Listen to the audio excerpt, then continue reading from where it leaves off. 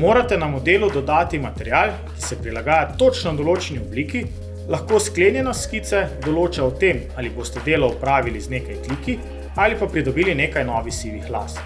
Danes si zato oglejmo razliko pri izdelavi geometrij z odprto in sklenjeno skico. Ugotovili bomo, da je med eno in drugo velika razlika, še posebej, če imamo opravka s krivinami. Pripravljene imamo 4 skice, 2 sta zaprti in pa 2 odprti. To lahko vidimo tudi po osenčenem delu, ko skico urejamo. Prva je sklenjena, osenčen del, druga pa je odprta, ki nam prikazujete tudi 2 rdeča kvadratka.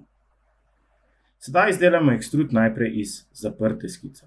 Kot opazite, se rob, ki je pripet na naš model, ne prilagaja naši obliki. Če enako ponovimo z odprto skico, nastavimo na solid, pa vidimo prilagajanje naši klančini, seveda dokler je to le mogoče. Enako lahko ponovimo tudi zgoraj. Zaprta skica, pravokoten rob na desni strani in pa odprta skica, prilagajanje materiala takoj, ko nastavimo na solid. Seveda, če je ta naša dimenzija prevelika in površine ni moč izdelati, nam Creo tega niti ne prikaže.